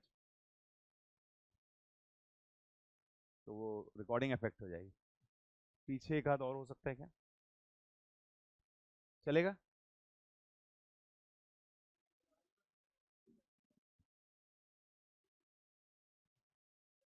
हाँ,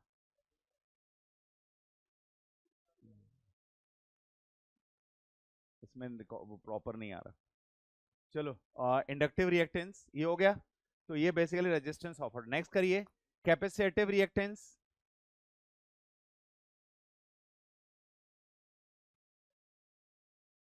नहीं डायग्राम जैसा कुछ नहीं बना, capacitive reactance,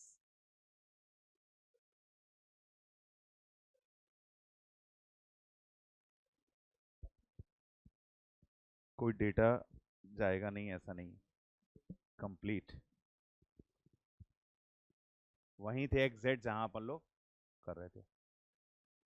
done this point, तो यहां पर हमने अभी जो डेफिनेशन की वो किसकी की बताइए, इंपिडेंस, गॉट इट। ये अभी हमने पहले ये किया था ना, यहां पर इंडक्टिव रिएक्टेंस हो गया, फिर सेकंड हमारा कैपेसिटिव रिएक्टेंस हो गया, और थर्ड हमारा क्या हुआ बोलो, इंपिडेंस। किससे नोट करना है इसको, जेड से, गॉट इट। अब नेक्स्ट नोट करिए, यहां पर फोर्थ फिजिकल क्वांटिटी है admittance, fourth is admittance, Y, it is defined as it is defined as reciprocal of it is defined as reciprocal of impedance. It is defined as reciprocal of impedance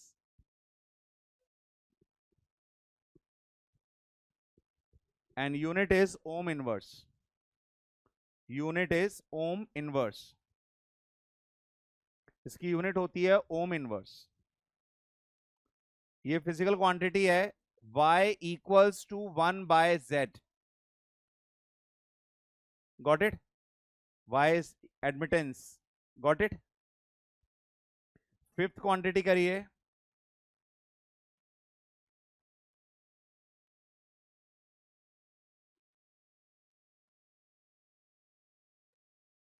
susceptance.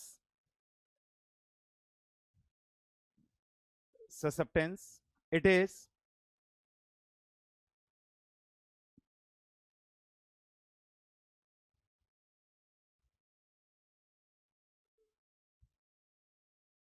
is defined as the reciprocal of it is defined as the reciprocal of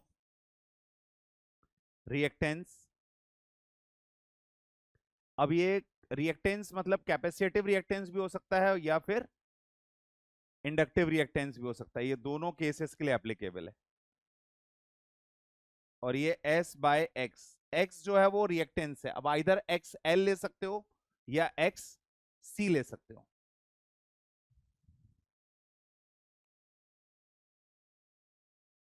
x L या फिर x सी.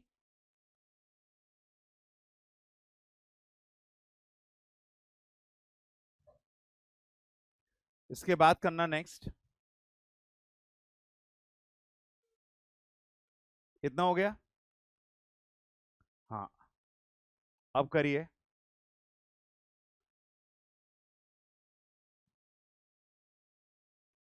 याद है कि definition सभी के हो गए. एक बहुत इंपॉर्टेंट कॉन्सेप्ट फॉर्मूला करवा रहा हूं जिसपे क्वेश्चन बनते हैं and it is a very very important. छोटा सा फॉर्मूला है पर सीधा क्वेश्चन ये बनेगा या नहीं बनेगा. इस केवल एक फॉर्मूला और बहुत एनसीईआरटी में भी ऐसे दिया है कि आपको इग्नोर ही होगा. और बाकी तो ये जब एग्जाम में आता है तो अगर आप लास्ट फ्यू इयर्स के पीवाईक्यूज देखोगे कभी देखोगे तो इस पे क्वेश्चन बना ही बना है. और सबसे ज्यादा इग्नोर्ड फॉर्मूला है ये और क्वेश्चन बनता है. तो नोट करिए टाइम डिफरेंस. हाँ, ये कॉन्सेप्ट फॉर्मूला टाइम डिफरेंस. ये 6 नहीं करना.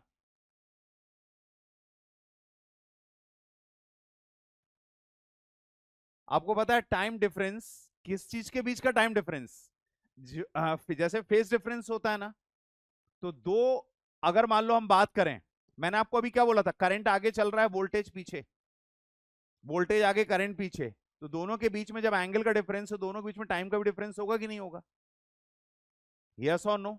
जब दोनों के बीच में एंगल का डिफरेंस, दोनों के बीच में क्या होगा? Time difference. तो यहां पर ये टाइम डिफरेंस है क्या? तो आंसर है time difference between voltage and current. सबसे पहली बात तो नोट कर लो, time difference between voltage and current.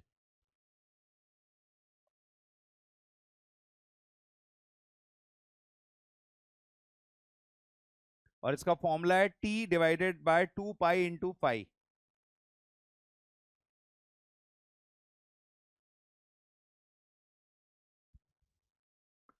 T divided by 2 pi into five. T है टाइम पीरियड, T है टाइम पीरियड और फाइव है फेज डिफरेंस. फाइव है phase difference. Got it? Five क्या हो गया आपका? Phase difference. यस और नो? अब क्लियर हुआ सभी को? ये क्वेश्चन, इस पे क्वेश्चन बनवाऊंगा तो आपको बताऊंगा मैं. देखो, ये वाला फॉर्मूला बताया था मैंने, ऐसे क्वेश्चन का आंसर ही ऐसे आ रहा है. Got it? चलिए आगे बढ़ते हैं. अब नेक्स्ट नेक्स्ट है एसी सर्किट कंटेनिंग रेजिस्टेंस. अब हम लोग एसी सर्किट के अलग अलग पार्ट कर रहे हैं, पर मेरे को मालूम है ठीक है, तो आप लोग को मैं दे रहा हूं 2 मिनट का ब्रेक।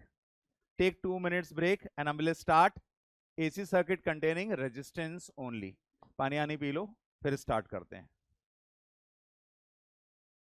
नेक्स्ट क्लास तो बिल्कुल ना हो पाएगा,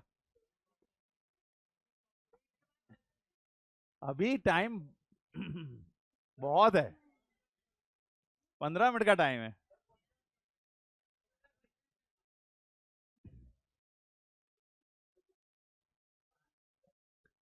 5 मिनट अटेंडेंस में हुए तो भी उसके पास कितने मिनट बचे हैं, गिन काउंट कर। कहाँ से 8 मिनट बचेंगे, कैसा कैलकुलेशन कर रहे हो तुम लोग आज।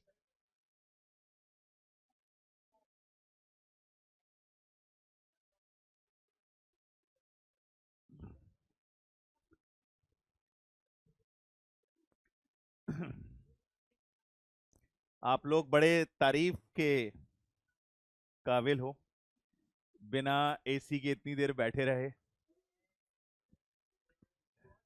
तो इसका रिवॉर्ड मिलना चाहिए कुछ। 5 मिनट एक्स्ट्रा, आज एक टॉपिक तुम लोग को और करवा के भेजूंगा, है ना।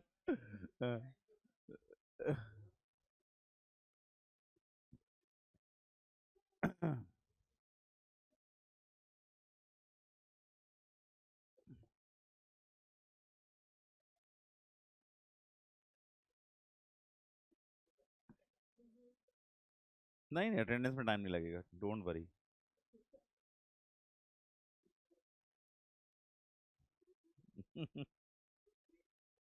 है।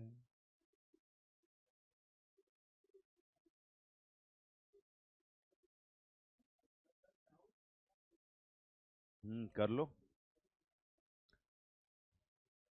करें स्टार्ट। पानी आनी पी लिया, चलिए आप करो एसी सर्किट। आज थोड़ा सा इलेक्ट्रिसिटी के कारण प्रॉब्लम तो हुई, समझ सकता हूँ इस चीज को। हाँ, अभी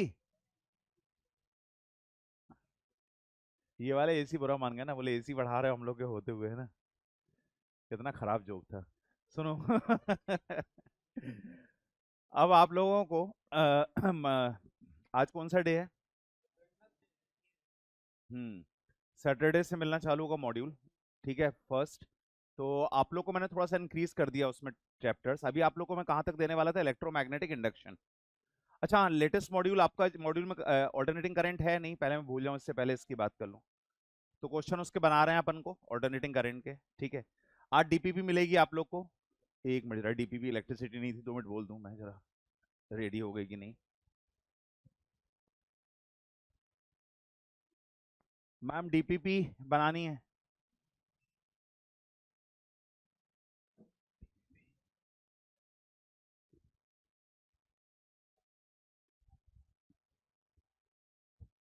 डीपीपी अभी निकल रही है, डीपीपी तुरंत आपको हम दे रहे हैं अभी, ठीक है। तो आज की डीपीपी में क्वेश्चन रहेंगे, जितना पार्ट अभी हमने हुआ है वहां तक का।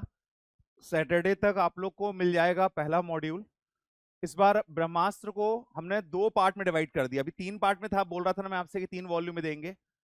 प्रॉब्लम है, कैरी करने में प्रॉब्लम जाती है, कभी जब रिवाइज करवाएंगे तो वॉल्यूम 1, वॉल्यूम 2, वॉल्यूम 3।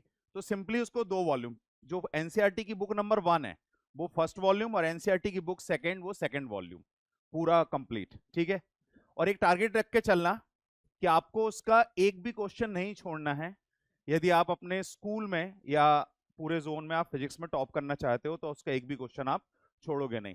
पूरा रिवीजन होगा यहाँ पर प्रॉपर तरीके से, ध्यान रखोगे। चलो स्टार्ट करें। अब यहां पर सबसे पहले नोट करो, AC circuit containing resistance only, पहला पॉइंट।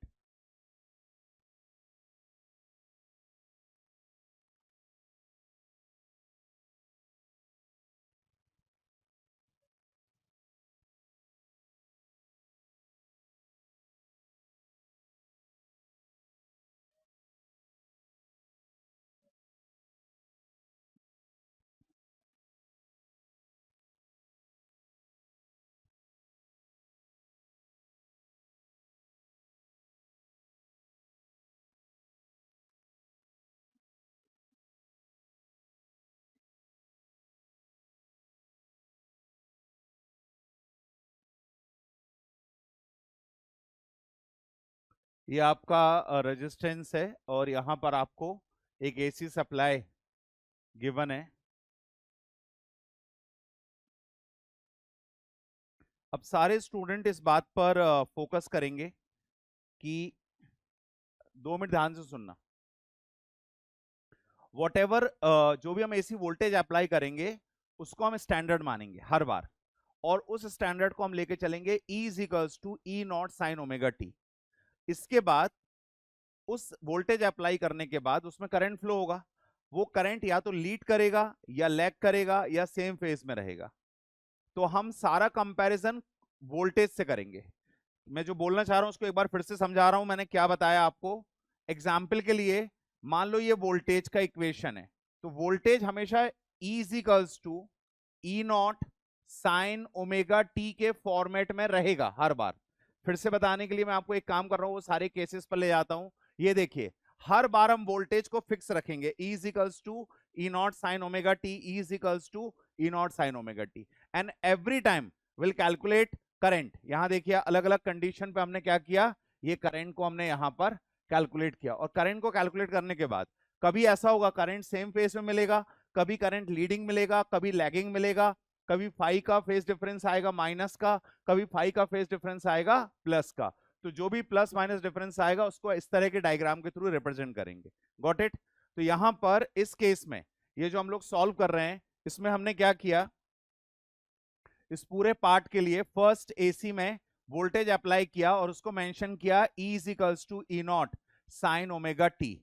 इस वोल्टेज के कारण यहां पर करंट का फ्लो होना स्टार्ट हुआ और ये करंट फ्लो हो रहा है सर्किट में। नाउ पॉइंट नंबर 1, सबसे पहले हम वोल्टेज का रिलेशन मेंशन करेंगे और जो आ रहा है ई नॉट साइन ओमेगा टी, इसको देंगे हम इक्वेशन नंबर 1। ये वोल्टेज किस रेजिस्टेंस में फ्लो हो रहा है, आर। तो अगर मैं दोनों तरफ आर को डिवाइड कर दूं तो ये है ई बाय आर और ये है ई नॉट बाय आर, और ये हो गया साइन ओमेगा टी। अब बताइए ई बाय आर क्या हो जाएगा, आई। तो ये रिलेशन आया आई, और ये वैल्यू कितनी आएगी, I naught sine omega T. Yes और नो? तो रिलेशन क्या बना, I is equals to I naught sine omega T. इसको दिया हमने equation number 2। This one is equation number 2। Got it? अब यहां पर ये दो इक्वेशन है, इन दोनों इक्वेशन को एक बार आप जरा कंपेयर करके देखो। पहले first equation E is equals to E naught sine omega T, और बाद में second equation I is equals to I naught sine omega T. Then you will find sine omega T के बाद देखो दोनों sine omega T sine omega T है। कहीं किसी में ऐसा दिख रहा है कि sine omega T plus pi by 2 minus pi by 2, नहीं है ना? इसका मतलब है both are in same phase and phase difference between them is 0। Got it? तो यहां पर दोनों सेम फेज में है और दोनों के बीच का फेज डिफरेंस कितना है, 0। तो यहां पर हम मेंशन करेंगे both are in same phase and phase difference between them is 0। अब इनका डायग्राम बनेगा। डायग्राम बनाने के लिए हम क्या करेंगे, सबसे पहले ई के लिए डायग्राम ड्रॉ करा, तो एक पैटर्न हमने ये ई के लिए बना लिया। दूसरे पार्ट पर, सेकेंड पार्ट पर फिर हम आई के लिए डायग्राम बनाएंगे। तो ये वाला पार्ट आई को रिप्रेजेंट कर रहा है, ये आई के लिए रिप्रेजेंट कर रहा है।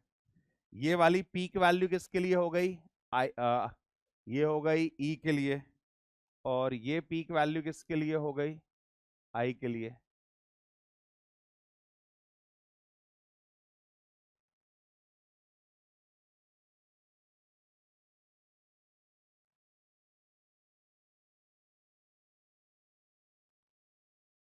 तो यहां पर नोट करो ई नॉट, यहां नोट करो आई नॉट, इस पार्ट पे ई, एंड ये आपका आ जाएगा आई, और ये क्या हो गया आपका टाइम। और अब यहां पर आप नोट कर लीजिए voltage and current both are in same phase.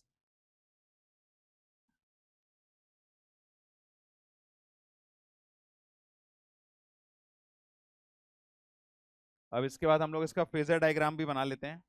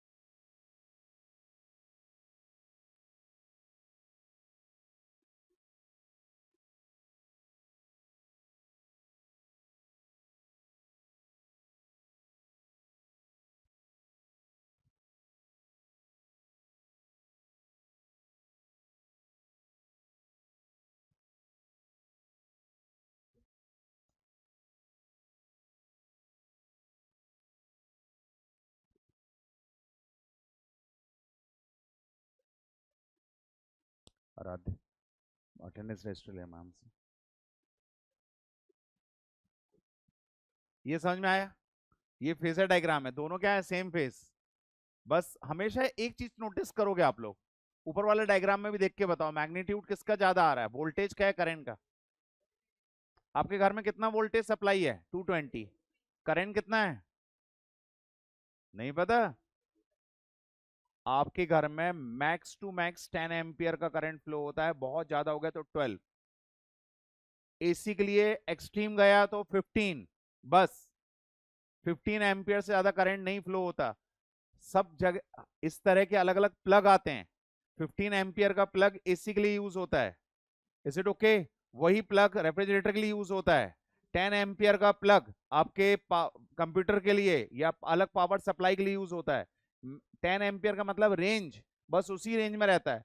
तो करंट मैक्सिमम आपका 15 एम्पियर से नीचे होता है, तो करंट का मैग्नीट्यूड हमेशा कम होता है। Is it okay?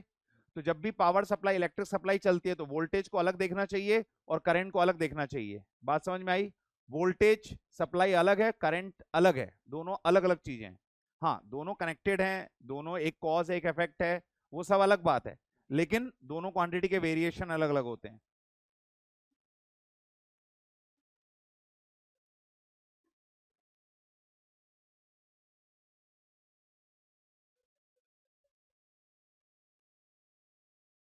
नहीं नहीं, वो तो पूरा बेसिकली जो करंट है वो पूरा इलेक्ट्रिक सप्लाई, चार्ज, चार्ज के कारण होता है। करंट लगता है तो क्या चीज इफेक्ट होती है हमारी बॉडी में? हमारी बॉडी में नर्व सिस्टम डैमेज होता है। करंट लगने से जो सबसे, आप लोग एक चीज सुनते हो ना, किसी को करंट लगा तो बोले यार वो उसको करंट लगा ना तो वो वायर से चिपक गया, ऐसे बोलते हैं लोग, हटा ही नहीं वो वायर से। तो कुछ नहीं भैया, उसको जब करंट लगा ना तो उसका नर्व सिस्टम पैरालाइज्ड हो गया, वो उसके हाथ ने काम करना बंद कर दिया, स्ट्रेंथ चली गई, पैरालाइज्ड हो गया। तो उसके बाद उसके वो था ही नहीं कि उससे दूर हो जाए। तो इसलिए लोगों की जो बहुत हाई करंट से जो डेथ होती है वो इसलिए होती है, नर्व, पूरा नर्व सिस्टम डैमेज हो जाता है। क्या प्रिकॉशन रखना चाहिए करंट से बचने के लिए? सबसे ज्यादा डेंजरस होता है जब बॉडी वेट हो, और तब कभी कोई इलेक्ट्रिक अप्लायंस टच नहीं करना है, दिस इज द मेन, बहुत डेंजरस।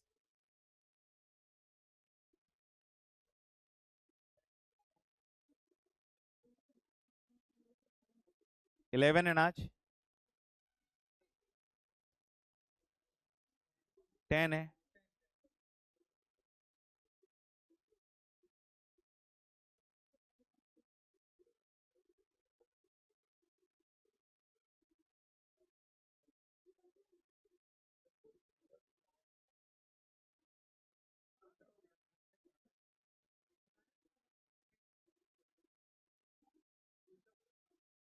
आरुषि, आरुषि ऑनलाइन कर रही है अटेंड ना? कल वाली क्लास की थी, एब्सेंट है कल, ऑनलाइन में भी एब्सेंट डला हुआ। कवर कर, इंपॉर्टेंट टॉपिक चल रहा है। ये एक आध दिन ना अभी रुकेगी तू क्लास के बाद आज। आयुष, अदैव्य, अक्षत, एब्सेंट होना बंद हो जा बिल्कुल। अमी, अनेक, अनिकांत, अनिकांत कहाँ बैठा? हाँ, अंशिका, अनुज, अनुज, अनुष्का, अनुश्री, अन्वेषा, आराध्य, आरव, अर्जरा, अर्पित, अर्पित, आरुषि, आरुषि ऑनलाइन थी, आर्यन, अथर्व दुबे, आयुषी श्रीवास्तव, चैतन्य, दिशा, अक्षता, गीतिका, हर्ष, इश्ती, कैवल्य, लक्ष्य, अभिषेक, मधुर, मनित, मान्या, मान्या, मान्या भी शायद ऑनलाइन थी, नैना, ओहेल, पलक, परी, पौश्री, प्राची, प्रखर, प्रतिष्ठा, प्रियम, प्रियम एब्सेंट है ना, प्रियांश, ऋचा, रिद्धिमा, रोहान, सनली, सारा, सारा ऑनलाइन, सर्वनी, शिवम, सोनाली, श्रीमन, शुभ, सिद्धार्थ जैन, सिंदल, सुंदरम, स्वस्ति, तनिष्क, तन्वी, उष्मिता, वंदिता, वरद, विविका, यशस्वा।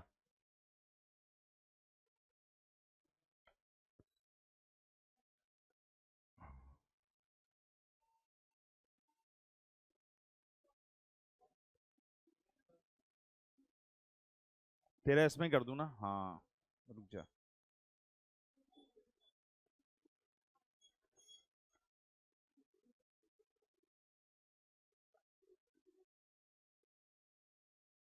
अर्णव, अब इसी में रहेगी तेरी।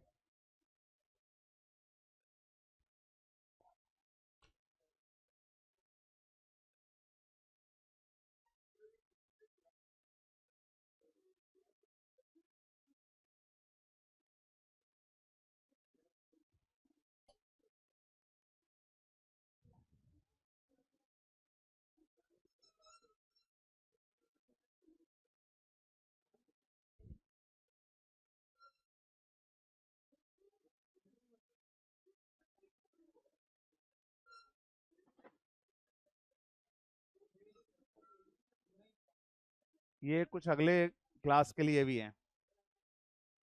अभी आपसे 9 क्वेश्चन बनेंगे इसके, 9 to 10 बनेंगे इसके बस।